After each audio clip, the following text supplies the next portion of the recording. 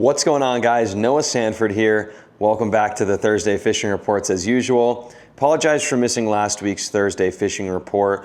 We were actually out of town with my wife's family, and so celebrating the 4th of July and whatnot. Had a crazy week, so obviously no fishing report last week, but we're back at it this week, back to the normal fishing reports, so I appreciate you guys' patience. Hopefully what we talk about today we'll get you guys ready for this weekend, Friday, Saturday, and Sunday. So without further ado, let's go ahead and jump into the weather conditions on Lake Mead for Friday, Saturday, and Sunday this week. So all 3 days when it comes to wind are going to be pretty windy in the afternoon with a constant in the low to mid-teens with gusts in the low 20s. However, all 3 mornings should be pretty nice from about first light to 9 or 10 a.m. Typically, that's the only time I'm really even out on the water this time of year. As you guys know, it's getting really dang hot. All 3 days are gonna be well over 100 degrees. Make sure if you're going out this weekend and pretty much every day for like the next 2 to 3 months that you're bringing lots of water, you're staying really hydrated, you're staying covered up. Nobody needs to be getting sunburned, getting heat stroke out there. You know, you laugh at it, but it's a real thing. There's people who die out there every year from heat exhaustion, dehydration, all this kind of stuff. So make sure, guys, it's really important this time of year. I really emphasize, if you're going out in these really, really hot, really, really bright sunny conditions, you have to take care of yourself physically, hydrate-wise. You get what I'm saying. So make sure you're definitely taking the proper precautions when it comes to fishing in this really intense heat. So all 3 days should be pretty good wind-wise. You're not really gonna have to worry about it as long as you get out there early. If you do go in the afternoon, I would highly not recommend it due to the heat and the wind, but if you do go, be careful. Let's go ahead and talk about water temperatures. Most of the lake has hit a pretty consistent 80 degrees. That's kind of where it's settled at right now. This last week, the last couple of days I've been out, it's been right around 80, no matter really where I'm at in the lake. So whether I'm in the back of a cove, I might see 80 and a half, 81, where the water's a little bit shallower and calmer. Out in the main lake channels, I might see, high 70s, but for the most part, plan on 80 degree surface temperatures. Now, obviously there's gonna be a thermocline. When you drop down to that 20, 30 foot range, you're probably gonna start seeing the lower 70s or high 60s, but where our trolling motor transducers or our underside transducers are gonna be mounted, the actual temperature it's probably gonna read is gonna be right about 80 degrees. So what does that mean, guys? These fish are active. They're chasing bait early in the morning and then they're going deep once that sun gets up. And we're gonna talk about that right now. Let's talk about where I've been catching these fish. So when it comes to the areas I've been catching the fish, it's funny because I tell people all the time, it's not about fishing the spots or the locations, it's about fishing the conditions, guys. And what that means is you can have a really good spot one week or a really good spot 1 month, or you've got this really good area with all this structure and stuff, but if there's no reason for those fish to be there, if the conditions aren't right, if it's the wrong time of day, if it's the wrong water temperature, if it's too windy, if it's not windy enough, if there's no food source, those bass aren't gonna be there even if it's a really good spot. So really what I've been focusing on right now, and really what I do throughout the summer months especially, is focus on the conditions and not the spot. Does the spot matter? Yes. But do the conditions matter more? Absolutely.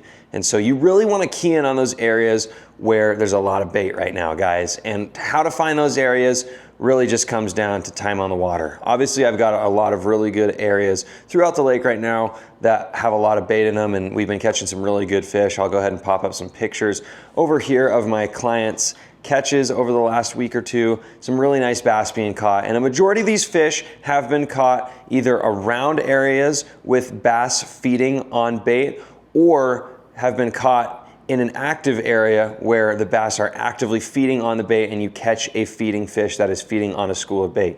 Recently, especially on my live scope, it's been really cool to watch, especially the smallmouth activity. We've seen these huge 15 to 20, even 30 fish size schools of smallmouth that look like schools of striper on the sonar, whether you're using traditional 2D side scan or live scope, whatever you're using for your sonar. These schools of smallmouth that I've been finding recently, it's just been crazy because they look like stripers. They're all schooled up and fired up and feeding on bait like stripers. You drop your bait down there and you start catching them, and they're smallmouth. And so these smallmouth are really schooling up right now. It's been really interesting to see. It's something we don't see a whole lot here on Lake Mead, but the last week or so I've been seeing a lot of these really big schools of feeding and active smallmouth. And once again, how do you find those fish? You got to find the bait. If I were you, I would focus on kind of your traditional areas, you know, the middles of coves, your points, but really what I want you to do is kind of either use your eyes if you don't have electronics and look for that bait flickering up on the surface and look for those boils of not only stripers. You know, when we use the word boils, a lot of people think stripers, but we've been seeing a lot of smallmouth and largemouth boils recently as well, where they're coming up and actually hitting bait on the surface. So if you don't have the latest and greatest technology, try and use your eyes visually and look for birds as well. Birds are always a telltale sign when you don't have electronics to figure out where the bait is at. And even like me, when you do have these electronics, I will still use my eyes and I will still use, you know, my intuition to find out, all right, here's some birds, there's some bait over here. You can really get a feel for it without technology. The technology just kind of gives you a little bit of an edge on top of those things. So use your eyes, use your technology, get out there, try and find those schools of bait, typically in all the same areas you're normally going to be fishing, those coves, those points, but really keep your eyes peeled and look for those feeding fish, for those aggressive fish that are feeding on bait, because that's where you're not only going to catch the numbers right now, but where you're going to catch the quality. A lot of the pictures I popped up a minute ago, most of those fish have been either caught in a school of fish feeding on bait fish or around the same area. So that would be my biggest piece of advice right now. Obviously, when it comes to fishing these bait schools and these schooling bass, you're gonna wanna throw baits that look like the bait they're eating. Really, guys, keep it simple. Throw little jerk baits, throw little spoons, throw little flashy bait fish looking things. I will say that bait fishes are small right now. The biggest threadfin shad I've seen these fish spit up has maybe been 2.5 inches. So I'm using those really small shad pattern swim baits for the most part, little small jerk baits, that kind of stuff, guys. As long as you throw something that imitates the bait, you're gonna catch the bass. So hopefully that was helpful. Appreciate you guys always watching these reports. If you haven't hit that subscribe button yet, make sure to hit that subscribe button for not only fishing reports on Lake Mead, but also for general bass fishing content. We try to put out videos all the time for you guys. If you're interested in booking a guided trip with me out here on Lake Mead, check the first link in the description below. Check out my website, LasVegasSportFishing.com. Appreciate you guys always coming along. My name's Noah Sanford. We'll see you out on the water.